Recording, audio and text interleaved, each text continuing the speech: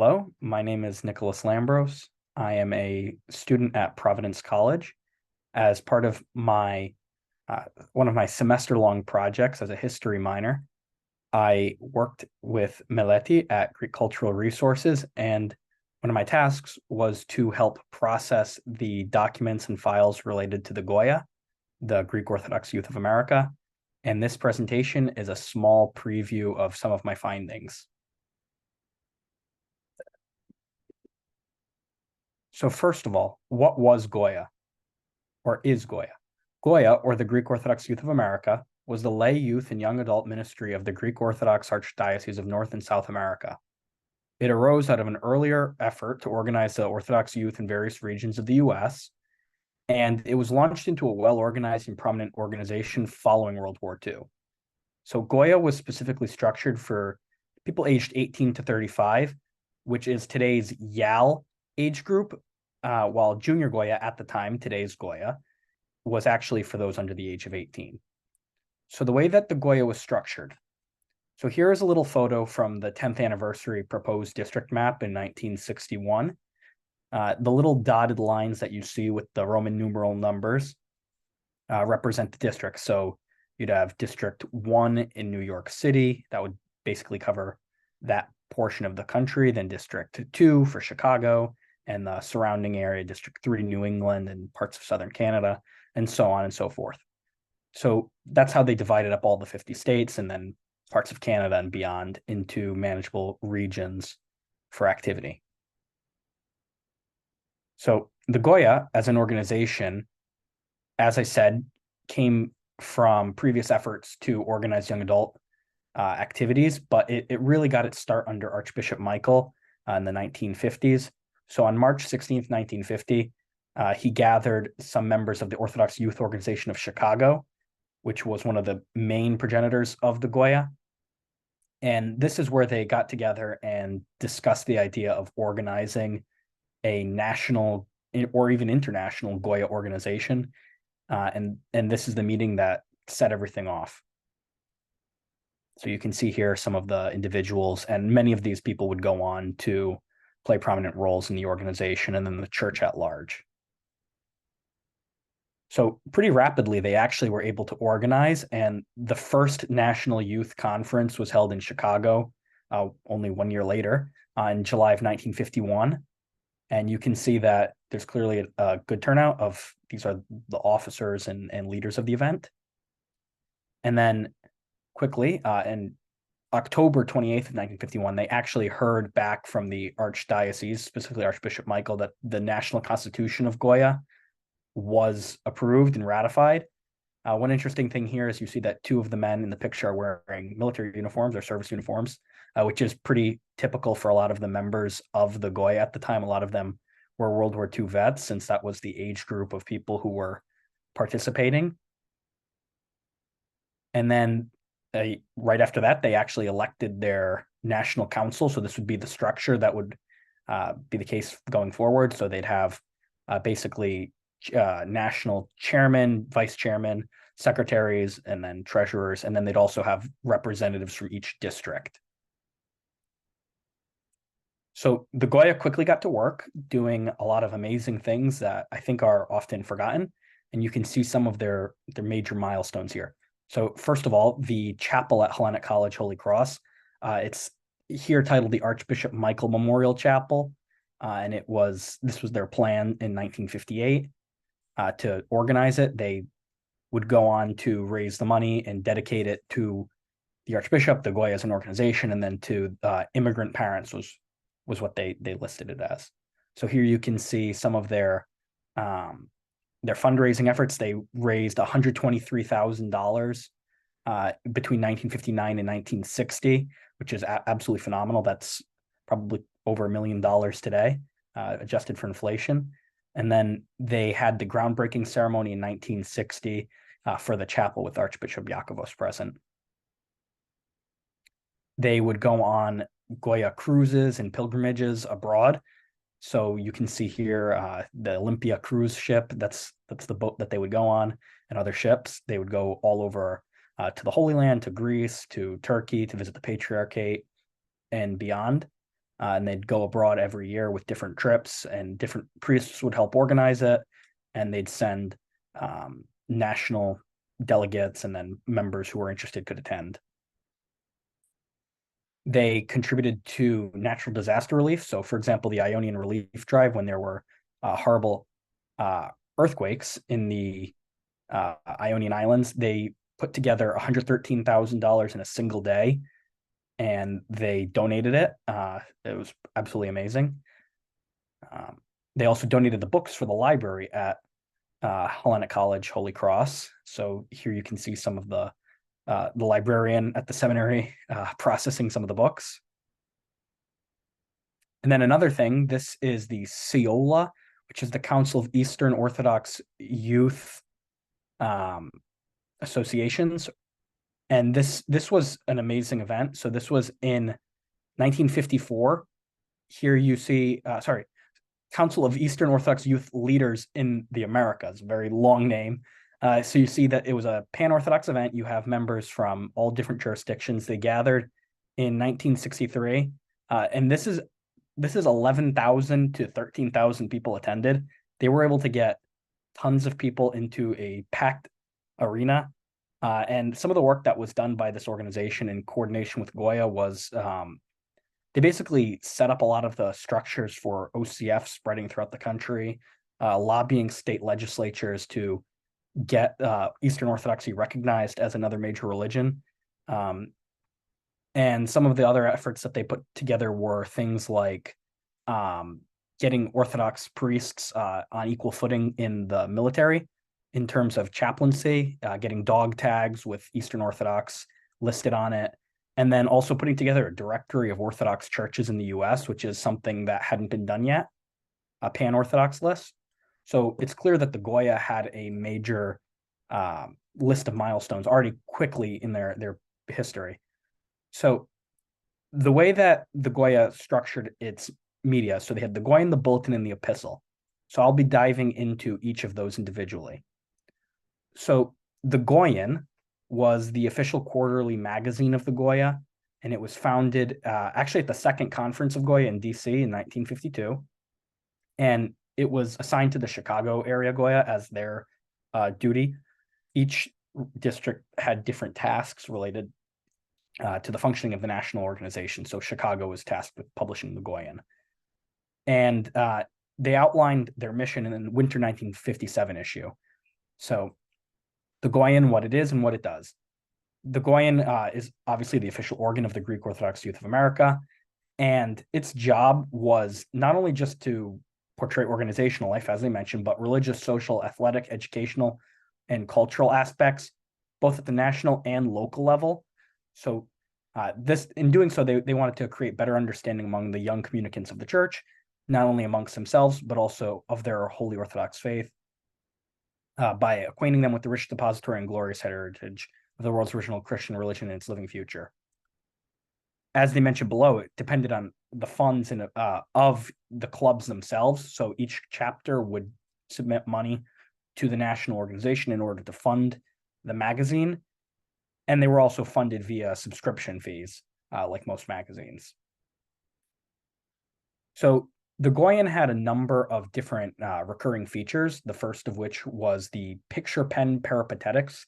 It's quite the name. Basically, what this was updates for what each chapter would do. They could submit photos, little tidbits of information about what they had been up to, so the whole country could see and maybe get ideas or maybe want to attend some of their events. So you can see here, these range from all different sorts of things, whether they be dinner meeting news or sorts of special events with military visits, pretty much everything, galas, balls, even people who had been abroad from GOYA, they could submit little photo pictures. So you can see in the bottom right, one of the past editors of the GOYA, Andrew Copan, submitted a picture of himself in Cairo, Egypt, while he was on a Fulbright scholarship. So you could see all different sorts of international even aspects of what the GOYA was doing. Speaking of international aspects of the GOYA, they had a recurring feature called Orthodoxy Around the World. So each issue, they would have sometimes one, sometimes more, little pieces of stories highlighting how Orthodoxy was playing out across the globe, usually in missionary territory, but also especially in the Soviet Union, due to obviously the repression of the Orthodox Church at the time. People were very interested in that. But for example, as many of the GOYA members were servicemen, and they were stationed in either Korea or Japan, you'd have a lot of features on those two countries. So Orthodoxy in Korea is the topic of this Orthodoxy in the world. Clergy would also submit sermons and little theology articles. So here is a sermon on the qualifications of a religious leader. These sermons usually would try to address issues that maybe had been brought up in contemporary times, things like that, especially towards young adults, as that was the readership, but also just general religious sermons for anybody to read. Conference news, as the GOYA had conferences every single year, international conferences, the readers of the GOYAN would want to know what was happening, where they were, and what the itinerary was like. So they would publish special editions of the GOYAN around conference time and leading up to it, basically to tell people what was happening. So here you see the summer 1955 issue of the GOYAN, advertising for the 5th International Conference of the GOYA, which was held in Boston, Massachusetts. So they had really cool art designed. It was a very detailed book. You had these little comic characters, cartoon characters, photos of where things were happening for each day of the itinerary. It was a fully packed, almost week-long activity. It was very interesting to see. Basically, all the places that they've been are places that people still visit today. Also, they do a little bit of a background on what the conference is, other district conference news. So conferences were not unique to the international or national level. They were happening in the districts. And then they'd also have some ideas from the leadership about what conferences would be like and things like that. You'd have, as I mentioned, district conference news with photos too. So people could see what was happening across the country. And finally, it was a venue for officials from the church and GOYA at large to send out official communiques. So here you see little editorial articles basically from each of the National Council members, so they could put some of their ideas for what they wanted GOYA to be and some of their past experiences with GOYA. And then you'd also oftentimes have messages from Archbishop Yakovos, oftentimes on contemporary issues, or just in general encouraging messages to the GOYA on their work and congratulatory things like that. The next publication of the GOYA was the Bulletin. So the Bulletin, like the GOYAN, was another media platform, but it was abbreviated and it was actually published bi-monthly rather than quarterly. And even though it was covering a shorter period of time, it was still very detailed and informative. And most of the things featured in it were the same as in the GOYAN, just abbreviated. So Orthodoxy around the world, as you can see, they're shorter versions, but they covered the whole world. Here you see things in Jerusalem, Beirut, Montreal, New York, in Salonika, Thessaloniki. So it's really interesting to see what was happening at the time. A lot of these things are things like the Synthesmos movement and things like that, Orthodox youth movement, a lot of youth news that was happening at the time. Next, GOYA news. This would be like picture pen peripatetics. You would have, as they called it, news from chapters and districts in GOYA land. So you'd have each chapter and district submit little articles about what they've been up to, basically advertising themselves. So you could see things like a small but active chapter, basically encouraging people to get involved. These things are really interesting. Basketball tournaments, visits to monasteries, spiritual conferences, things like that. So nothing out of the ordinary from what's been mentioned, but it's very interesting to see how active they were across the country and how everybody would have a sort of chapter-wide media system to spread things to the district and then onto the national level. Letters to the editor. This is something very fascinating. People, GOYA members, and oftentimes people from the community, clergy, things like that, could send in letters to the editor, to the GOYAN. So people would talk about basically like arguing about the funding of GOYA, things like that, like any organization that often comes up. And then, as was happening in the church at the time, the discussion on the use of Greek in the GOYA and as an organization, this discussion was happening around the same time in terms of the usage of Greek for parish functionings and things like that. So it's interesting to see those sorts of things be echoed at a young adult audience rather than the usual older audience that we'd assume that these things are happening in. And then again, conference news and updates. Everybody wanted to know what was happening with conferences. That was basically one of the highlights of the organization. So this is from 1963, also mentioning the CIOLA in Pittsburgh, that conference that I mentioned earlier. They had a GOYA conference actually around that same time. So it's interesting to see that overlap. Jam-packed program you see there. So people are very excited and looking forward to great activities. Next is the epistle. This was also known as the district news at one point, but then they adopted the name epistle. This was for GOYA's Diocese 3, District 1. So what that was, you can see it in the photo here. It's basically New England and parts of Canada, Ottawa, Montreal, and Quebec. So they had clergy submissions. Basically, every single issue of the epistle would have little theological articles, sermonettes, passages, usually on various moral discussions. And an example of this would be one submission by Father John Lambros, who at the time was the priest at my parish, the Church of the Annunciation in Providence, Rhode Island. And this is from the January 1962 issue. So they're usually pretty short, page and a half long. And they'd be on topics that would relate to young adults. So this one's about living according to love, loving one another as God loved us. So it's usually short, pretty concise articles targeted towards a young adult readership. As you can see here, they're concise. And then district happenings.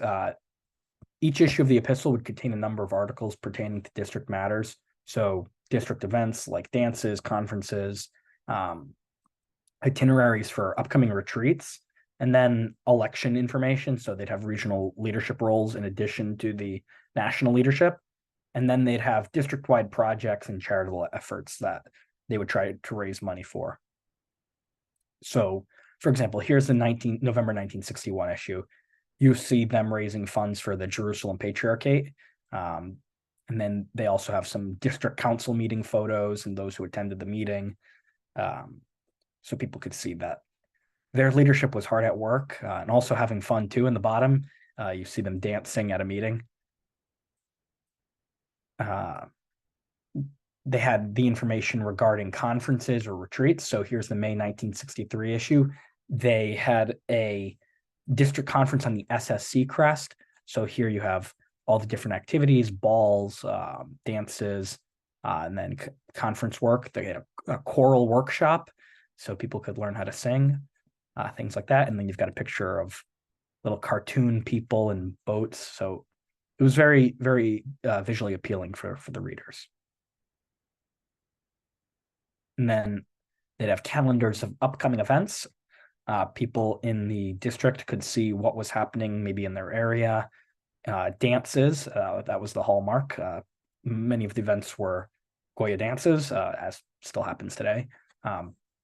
They'd also have retreats to Holy Cross Seminary, bowling events, conferences, as you see the district conference that I just mentioned, and then little mentions to raise money for the chapel fund. So this is one of the ways that the GOYA funded the chapel at Hellenic College Holy Cross would be by collecting contributions from members of their publications.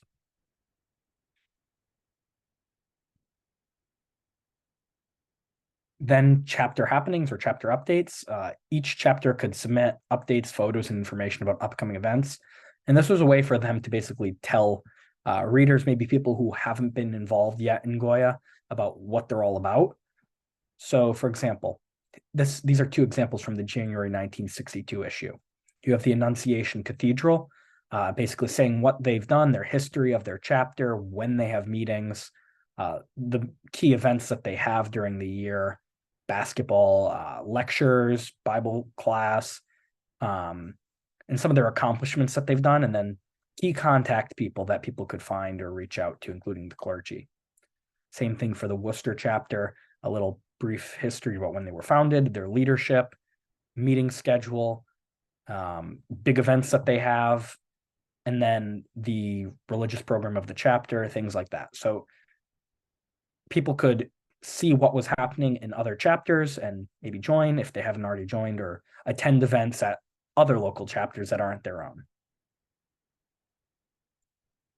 And as mentioned, the conferences were a key part of the GOYA's functioning. So international conferences, as they were called, as the GOYA included members from Canada too, and then also Mexico and other parts of North America and South America, in theory. Not necessarily actively involved, but on paper they were part of it. It was an international structure.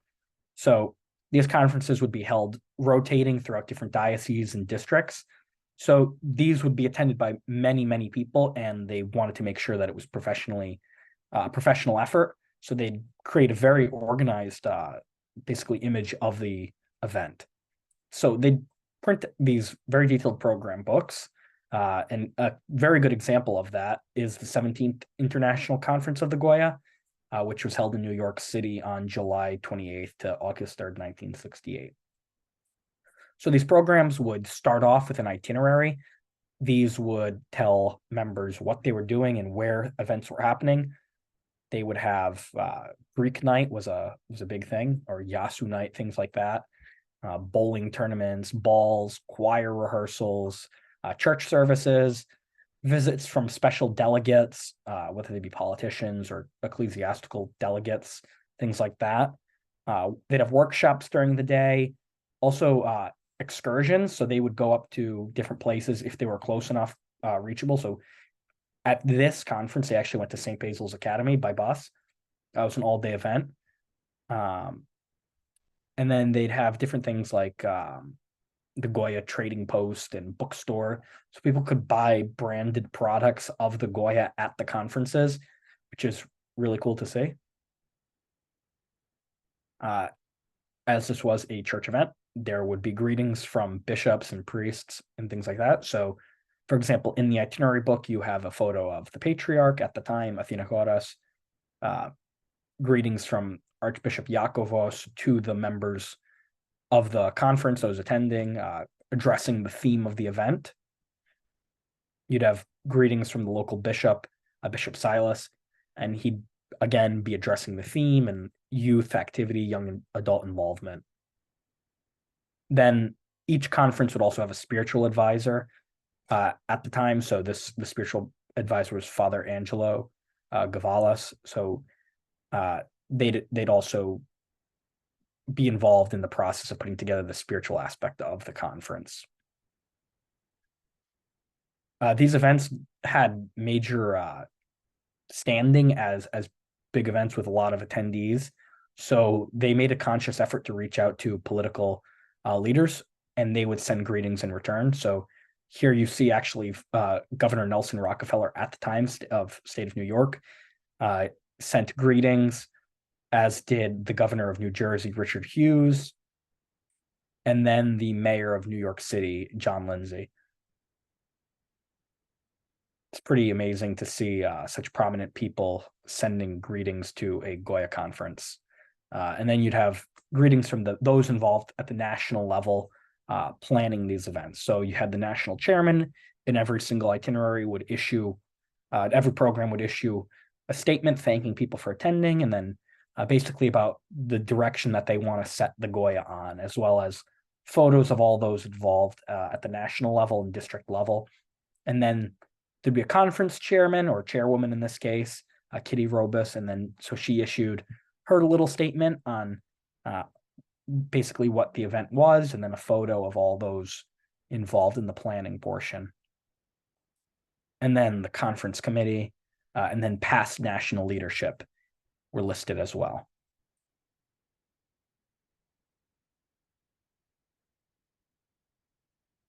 So a little bit about this collection to summarize right at the end. The collection is housed at Greek Cultural Resources, a nonprofit dedicated towards saving and preserving Greek American cultural history and religious history. And this set of documents, files, books, and things like that was housed at the Greek American Veterans Post, #1 in Lowell, Massachusetts. And before that was the collection of Queena Flomp, who was actually seen in a number of these photos as she was very active in the GOYA at a district, a chapter, and national level from Lowell, Massachusetts. And one thing that I'd like to actually end on in regards to this collection, the GOYA as a national organization was extremely well structured. It had a number of publications, had national or even international conferences, was able to do these amazing charitable projects, building churches, literally building churches, raising hundreds of thousands of dollars for charity relief efforts. Just the fact that they were able to get all these people from across the country organized into a national structure, reaching down from the international down to the chapter level. And people knew what was happening in each corner of the country with different activities, and were able to plan and organize these conferences and events like that. It's just amazing to see. And I think it's sadly a forgotten portion of history. And I do hope that people take some interest in this forgotten part of our history as Greek Americans, Greek Orthodox Americans. And this is just a small portion. There's plenty more, lots more photos and articles to see. So if you do have any more questions, please definitely reach out, and we look forward to hearing from you.